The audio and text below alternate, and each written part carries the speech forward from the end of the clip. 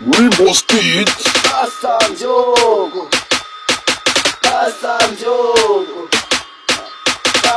Mvyogo, Igihe, Mvyogo, waramamaye. N'umupasta yubatse izina utamuzi azomwibaza abana aho umubona gace yaragasirije mu mashikanwa amaso yo yazura Rainbow's kid natwe twaramumenye yo Rainbow's kid Mvyogo,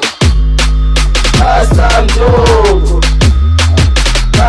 Mvyogo, mupireho Mvyogo, waramamaye yo Rainbow's kid Mvyogo, Mvyogo, Mvyogo, mupireho Mvyogo, waramamaye Rainbow's kid.